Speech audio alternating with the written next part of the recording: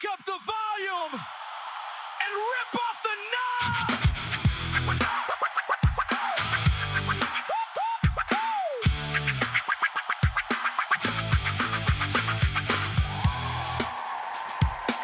What's up, party people? This is Bri from Shy here on Rent-A-Friend Radio. I'm here bringing you the facts on stacks of wax to make your brain go bing. So, this is our preliminary episode 0. So let me introduce real quick what it is we are going to be doing on Rent-A-Friend Radio. So some of you are new to this because we've never done this before. Rent-A-Friend Radio is going to be essentially like a podcast. You put it on when you've got a long drive or you need to do some vacuuming or you want to learn something, but you don't want to listen to an hour-long lecture. I got you covered because this is going to be radio format. We're going to do a little chit chat like this, but then we're going to listen to some dope tunes. I got rock and roll. I have more than just rock and roll. I got some rap. I got some folk. I got some German rock. We got stuff all over the place because our guy behind the music is Dr. Cheese himself from the Dr. Cheese Experience over at Love and Muffins. You're going to get to know him pretty well. So before I dive into the book part of what we do, because what we're going to do in terms of the podcast is I've got all these books available over at abitoforange.com, and most of them available on softcover on real paper over at Amazon. Well, you can download them for free over at abitoforange.com. We're going to talk about that more. But the point of the radio show is we're going to pick a chapter or two. We're going to go through it. I'm going to introduce you. It's like your own personal audiobook, but with some musical interruption. So you don't have to just listen to me go on and on forever.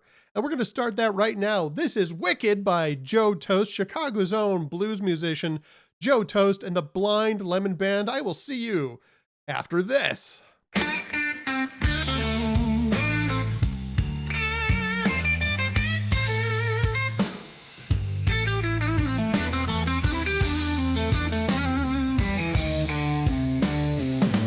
This is no time to rock. My name's been dragged through the mud and round the block. Time to sound the alarm, right? Cause I got screwed by some ponytail girl from the farm. She's pulled into town, her entrance a twister, dropping her townhouse on top of my sister. Now color me jealous as I sing the blues. She stole the spotlight in my best pair of shoes. Wicked, ripping shame, she came along. Wicked, ripping shame the way I had to die. Wicked, they call me cause I play with fire. Wicked is the only name you know me by.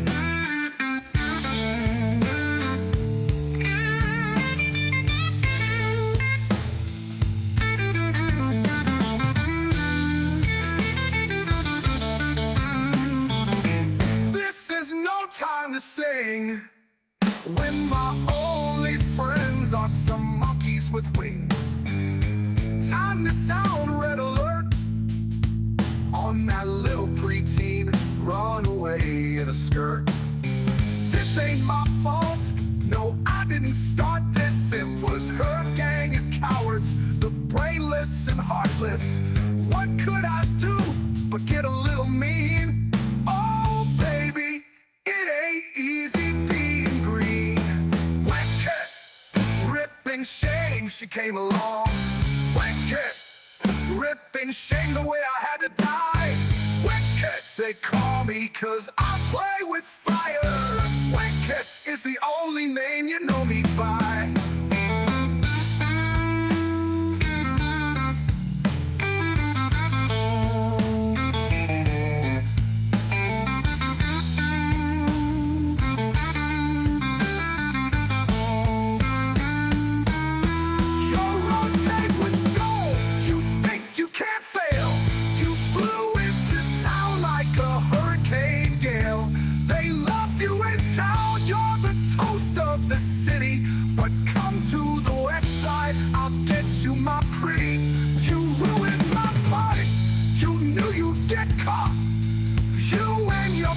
And that dog that you brought, you came uninvited, broke into my place.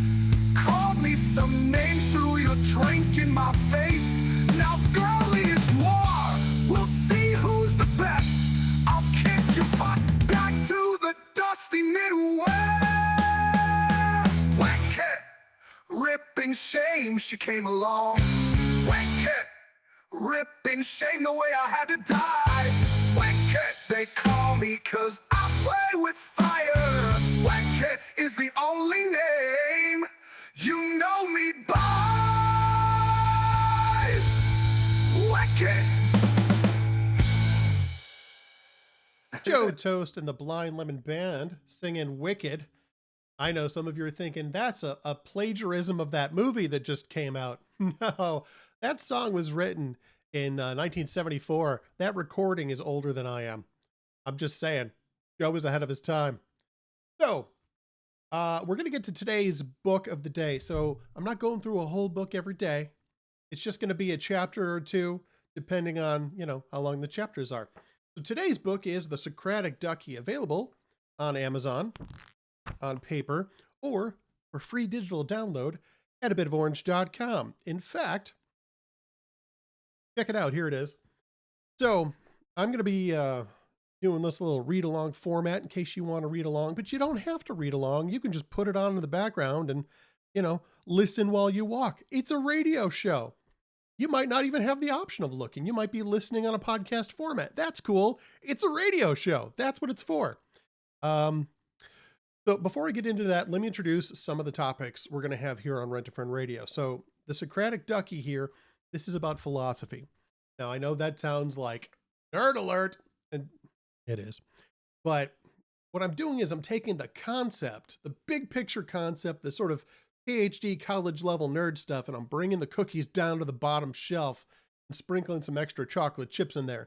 So this is going to be real easy to understand. You're going to learn to understand how to think, how to ask questions, how to, do the whole scientific evaluation of thought. But it'll be more interesting than that. Now, we got a bunch of different topics to cover. Some are science.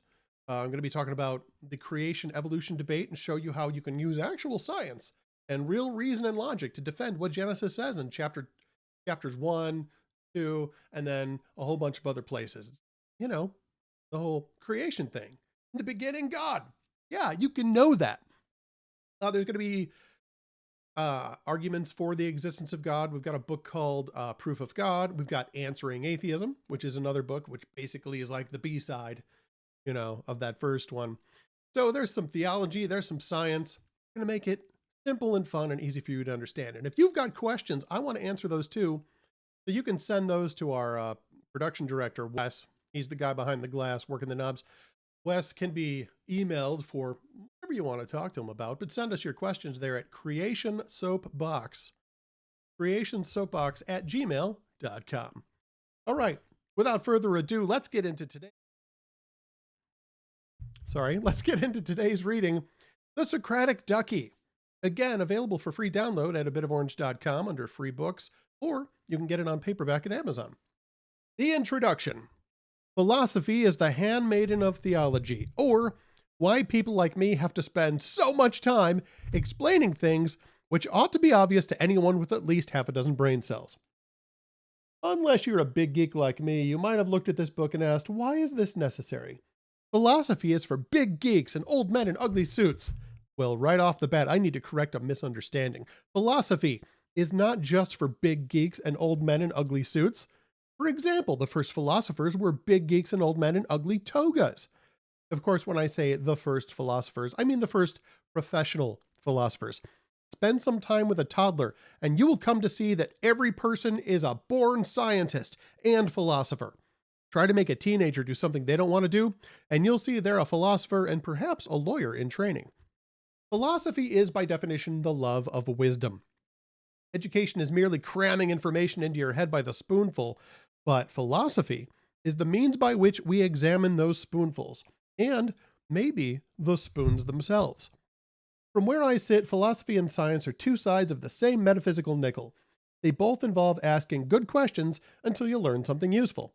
It's by asking good questions that the human race has discovered, just to name one example which touches all of our lives, that duct tape can be used in more than 1 million ways. Without philosophy, we'd probably just use it to, I don't know, like tape things together. In Matthew 10:16, Jesus says, "Behold, I send you out as sheep in the midst of wolves. Therefore be wise as serpents and harmless as doves."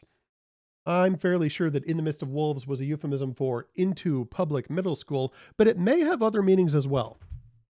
Philosophy helps us to think clearly, helps us to examine information. This is something the Bible commands of believers, and it has never been more necessary than today. Everywhere you turn, you find some clever Dan thinking he's proven the Bible to be false. When the roach clowns and social media get a whiff of your faith, they crawl out of the digital woodwork to attack you and your faith with what they think are clever attacks. Often it sounds like a lot of angry second graders fighting over which was the greatest transformer. Pew pew, man. But these poor fools think they've really taken your faith down a peg when they toss out something like the cosmic teapot at you. I have to wonder, has there ever been a Christian who has responded the way these guys want us to? Has anyone ever said, "No, I can't disprove the idea that there is a China teapot orbiting the sun between the Earth and Mars"? Oh no, there is no God. It's all been lies. If you've heard of that deconversion story, send me an email. Take courage, my friends. The Bible is true from the very first page, and you can know that. However, with a little philosophy, you can often dismantle the question before you even look up the answer. It's kind of like going to war and seeing that all of the enemy guns are actually unloaded. There's a lot of noise. You have nothing to be afraid of. Many atheists are actually far cleverer than they are intelligent, and the difference comes in here. Are they pulling a fast one, or are they making sense? Are they trying to distract you or enlighten you? Are they using tricks or handling facts? Consider a salesman. He may talk fast in circles until you are certain that you will never survive another Alaskan winter in your igloo without a deep freezer. But that doesn't mean he's helped you come to the truth. He's mainly trying to get you to part with your money. It takes a lot of clever to be a good salesman, but it takes surprisingly little intelligence. You don't have to know anything about the product or the needs of your customer. You can play on their emotions until they're willing to buy anything from you. Salesmen study emotional manipulation until they can get stupid people to hand over their money and their willingness to think. This is when many salesmen start their own cult or political party. I think this is also the plot of The Music Man starring Robert Preston. Not the part about starting a cult, just the part about making you part with your money while they don't actually know about the product. Look, it's a great musical and you need to watch it. What was the point I was making? Was that the point I was making? Well, it is now, but I digress. The point of this book is to teach you the simple tools it takes to understand the world around you, including the questions and worldviews that'll get thrown at you. I'm going to show you a very simple map of the world which will make sense of things. Things like religions, political ideologies, and weird philosophies. In the end, I'm going to show you how wisdom takes us down the path where we can be confident that the Bible is true from the very first page, and Jesus is the way, the truth, and the life. If you can understand a rubber duck, you can understand metaphysics and philosophy, and you won't be alone. Your Rent-A-Friend is here with you every step of the way. Just stick with me, kid, and you'll see that you're a lot smarter than even you suspected. I think it'll be a lot of fun. Now, let's see what we can do about getting you into an ugly suit, shall we? You've come at the right time. Buy one today and we throw in a toga absolutely free. Ha ha! And now, my friends, we are going to give you a little bit more of the unstoppable onslaught of rock power that is, in this case, one of my favorite new bands. These guys, again, from Love and Muffins, Dr. Cheese's collection of rock power heroes.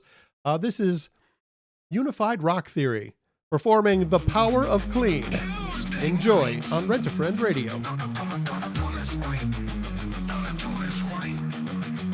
He's feeling the strain in his arms and legs as he scrapes off the eggshells from a dozen eggs. And he's starting to sweat. There's marinara stains, but the stains have to wait. It's time to use those brains.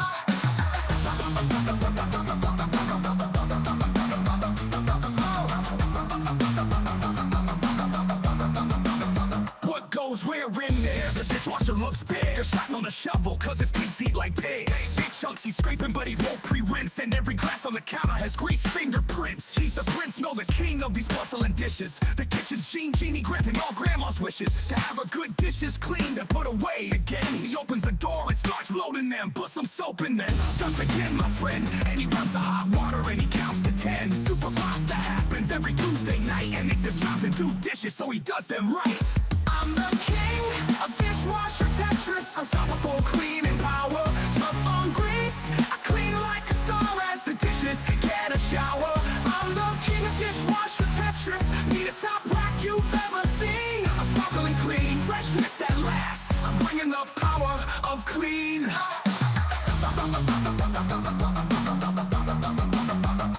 Plates go back in the bottom right, center face, all facing the same way and give them space. Top rack is for stacking those cups and bowls. Angle them down for better water flows. Pots and pans go on that bottom rack jack, but things that are flat lay on the sides or back, not blocking the sprayer. Now listen up, player. Remember that rule and you'll rule like a mayor. So let your spoon, nah, I'm suggesting. Mix up your silverware to keep them from nesting. You must be jesting if you think you'll be resting. Attention to detail is worth investing. Don't throw knives and forks haphazard and quickly. Put pointy stuff down or you'll find it seems prickly. Your dishes be sickly, but they'll soon have sheen when you team with the dishwasher's power of clean. I'm the king of dishwasher Tetris. Unstoppable cleaning power. Tough on grease. I clean like a star as the dishes get a shower. I'm the king of dishwasher Tetris. Neatest top rack you've ever seen. I'm sparkling clean. Freshness that lasts. I'm bringing the power of clean.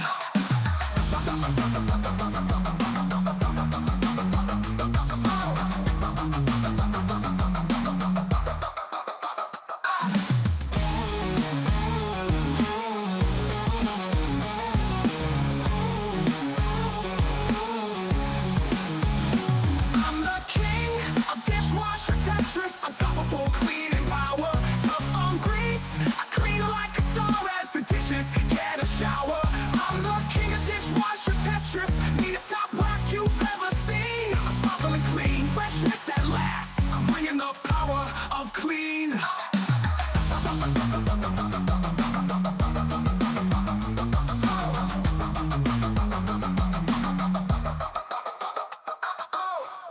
Unified rock theory.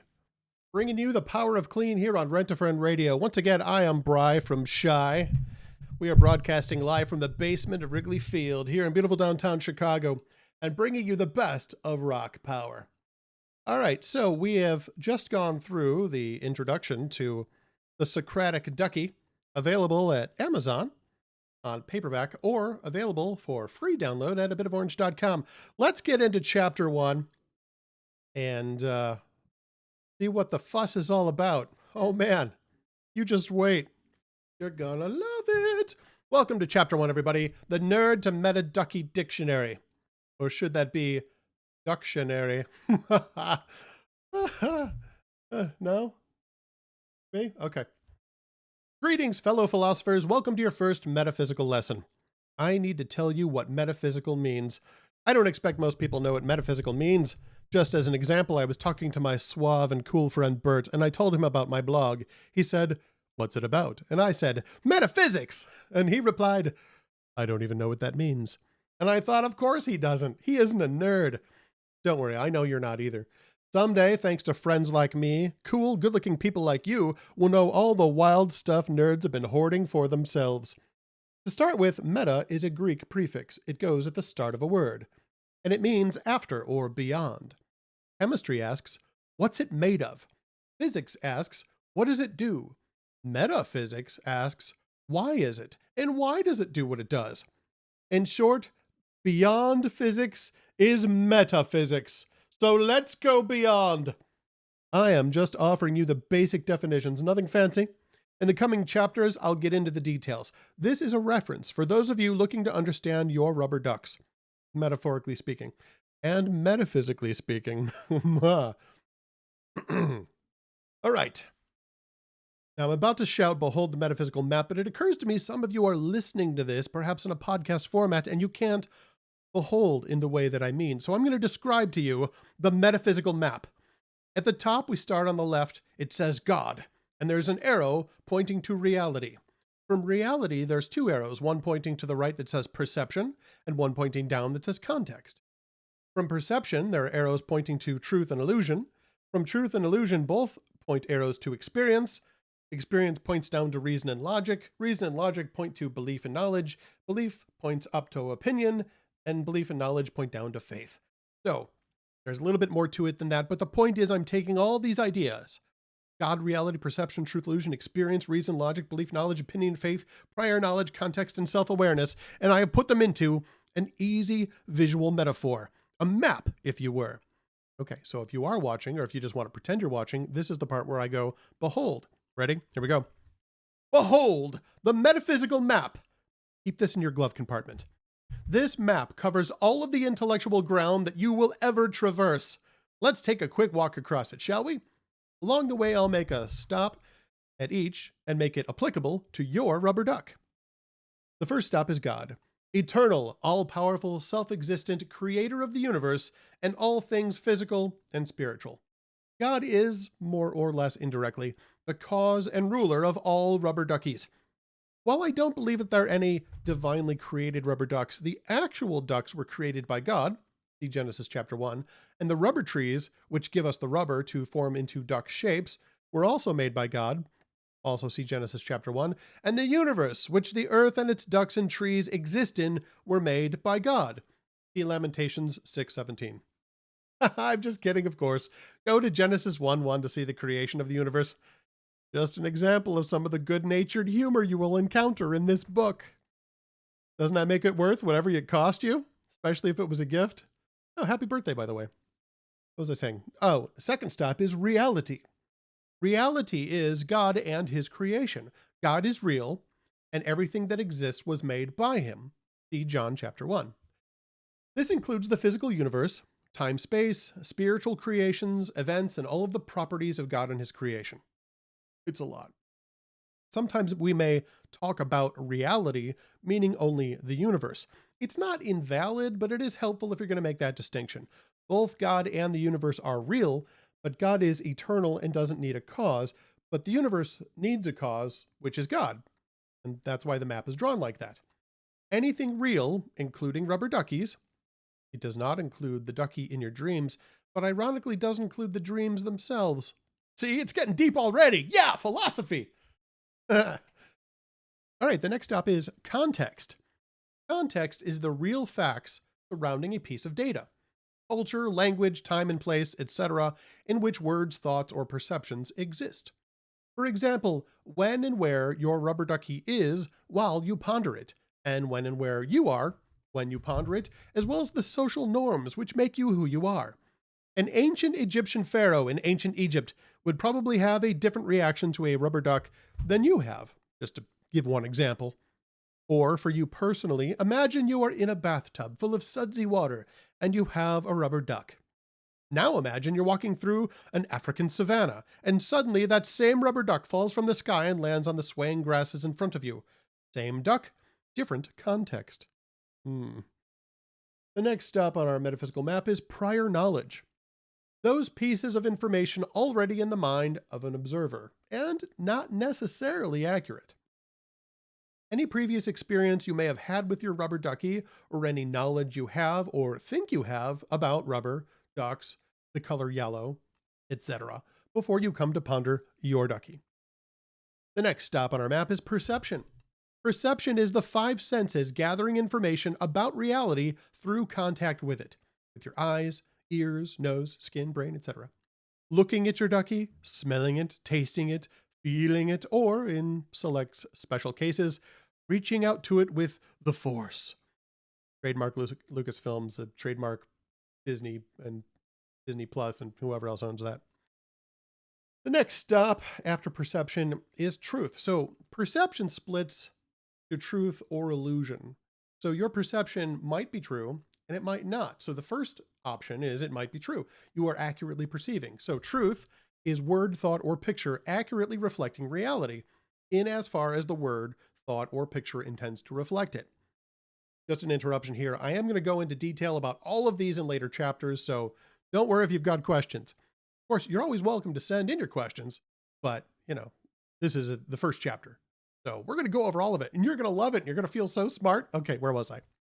Truth. Truth is word, thought, or picture accurately reflecting reality, in as far as the word, thought, or picture intends to reflect it. What you say about the rubber ducky describes the actual ducky, with no inaccuracies. Rubber ducks don't like being lied to, but who does? Now, your perception might be inaccurate. So that's why there's an arrow on the map pointing from perception to illusion, which is word, thought, or picture not accurately reflecting reality. In other words, a lie, or an inaccuracy, a mistake, or a misrepresentation, however you want to phrase it. For instance, if you call your rubber ducky a plastic chicken, it's close, but it's wrong, and it will not make them happy. Again, would you like to be called a plastic chicken? I didn't think so. All right, experience. The next step on our map is experience, the total perception over some period of time and internal response to perceptions, physical, mental, and emotional. As Bob Dylan used to say, you need to do more than just know about the ducky. You have to experience the ducky, man. Yeah, far out. You can sing about how much fun rubber ducky is in the bathtub, but until you take a bath with that rubber duck, you have not experienced it. Merely singing the song won't make your fingertips all pruny, just to name one tangible example. The next stop on our map is reason, the mental attempt to answer why. Experiences are compared to find predictive patterns of causation for perceptions and experiences in the context of prior knowledge. In short, explaining why things are what they are. For instance, why is the ducky yellow?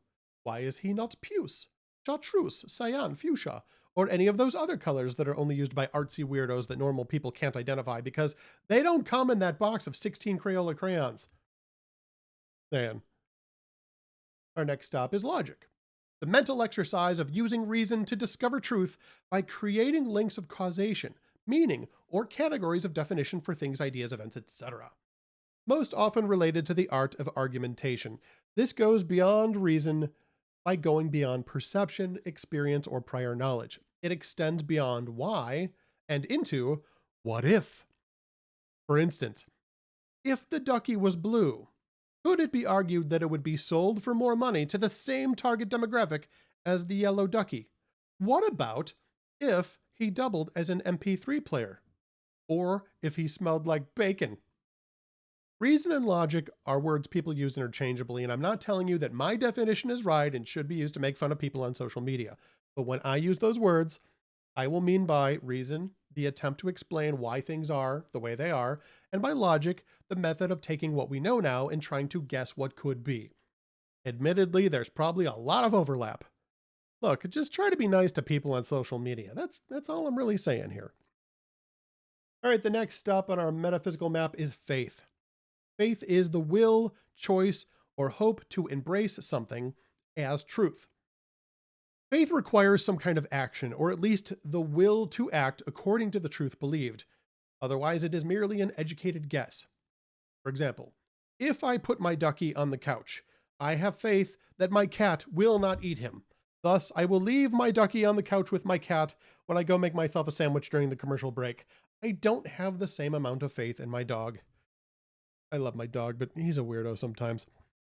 The next step on our metaphysical map is belief, an idea that is known, which is embraced as truth through faith. To believe is to have confidence or faith in the truthfulness of information which one can recall and understand. For example, I believe that when I squeeze him, rubber ducky makes noise. Now, knowledge are the ideas that one can understand and recall, which are believed to be truth because of faith, logic, reason, or education. To know is to be able to recall and understand that which is believed to be true. For example, rubber ducky, I know I am awfully fond of you. Belief and knowledge are codependent, like pancakes and syrup. You know what I mean. They need each other to be complete, unless you are some kind of weirdo, but I'm not here to judge. I'm going to eat your pancakes au naturel. It's wrong. I mean, look, I don't mean to interrupt here, but that's like eating an ice cream cone with no ice cream in it. Why? I digress. All right. Couple more stops on our metaphysical map here. Opinion. Opinion is a statement proposed as truth, either about a thing observed or about the observer, specifically his beliefs about the thing observed. For example, my rubber duck is the cutest rubber duck of all. Or, I think my rubber duck is the cutest rubber duck ever. We're going to go into some detail there. I'm going to blow your mind, people. You just wait. The later chapters get wild. All right, and finally, on our metaphysical map, self-awareness, a sentient being's ability to perceive and analyze his own perceptions, thoughts, feelings, experiences, beliefs, and self-awareness. As you learn a spoonful of information, this is your ability to examine the spoon. For example, I am aware of my feelings of fondness for my rubber ducky as they pertain to the time of bathing. I also know that I am aware of those feelings and can consider the relationship between the feelings themselves and the awareness of them. This is on my resume. It's the header right under my name. How I got this job. And finally, wrapping up this chapter, rubber ducky. A rubber ducky is a metaphysical point of philosophical discourse comprised of the sap of the rubber tree, formed in the likeness of a species in the Anatidae family of birds, which is known for making bath time lots of fun. See also, Joy of Joys. There he is. Okay. That's it. That's all you need to know for now. That's the whole metaphysical map. Next time, I'll start breaking these babies down for you one at a time. You'll be able to chat with nerds almost like you're one of them. Soon enough. Except that you will look debonair, just like you do now. You look great. You're welcome. And now, my friends, I hope you enjoyed that chapter. And now we're going to wrap up this episode of Rent-A-Friend Radio with a little bit of music from the Big Beardo, the Baptist band music. I'm not sure how to say their name. It's Big Beardo, the Baptist band, and this is a song called Punch the Devil. I hope you enjoy it. Oh, I screwed it up. Enjoy this music brought to you by Rent-A-Friend Radio.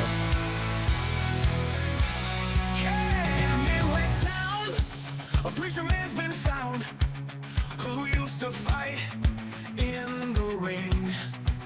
He's traded his gloves for a gospel of love that'll make your spirit sing. With a Bible in one hand and a fist in the air, telling people Jesus loves them, showing the devil he don't care. He got a story to tell of the kingdom to come, and ain't past he can't forget. Used to trade blows and give KOs, but now he's all about love and respect. Got scars on his knuckles and a song in his heart, punching the devil, preaching redemption from the start. Punch the devil, preach man, show him who's in charge. With every sermon, every punch, the devil's left in a mirage. Gospel in your left hand, singing Jesus won the war. Punch the devil, preach a man, and watch evil hit the floor.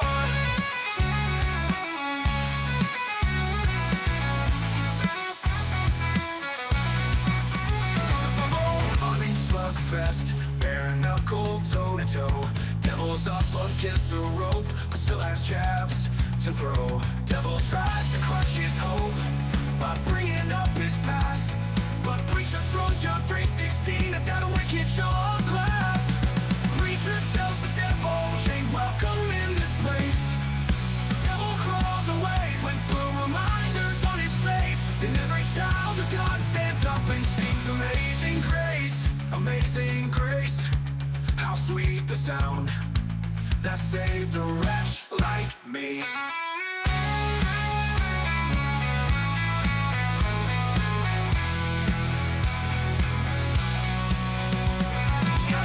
Tell of a kingdom to come, and a past he can't forget. Used to trade blows and give KOs, but now he's all about love and respect. Punch the devil, preach a man, show him who's in charge. With every sermon, every punch, the devil's left in a mirage. Gospel in your left hand, singing Jesus won the war. Punch the devil, preach a man, and watch evil hit the floor.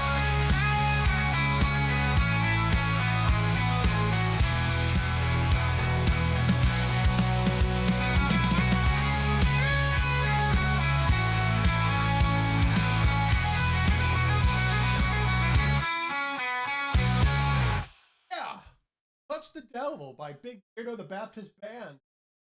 Right here on Rent a Friend Radio. All right, we are about out of time. I am your friend.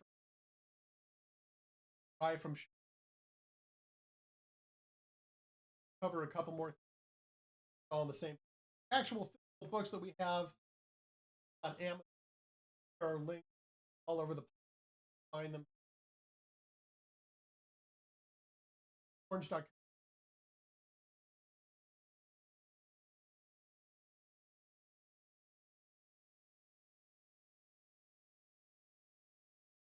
Going through philosophy, science, ethics. If for music, want us to send us an email. That is L2 runner, coffee runner, variety of other behind the glass. I'm Brian from Shy. Next time, remember, my friend, loves you.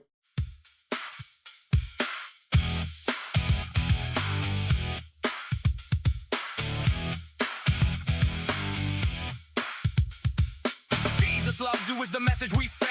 Thanks for letting me be your rent-a-friend.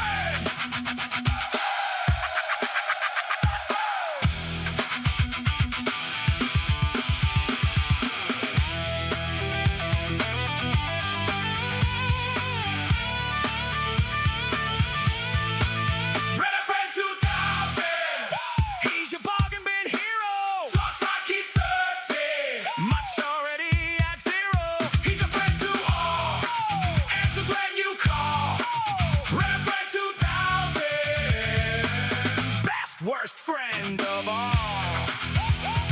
Yeah, your best worst friend of all. You're listening to Rent a Friend Radio.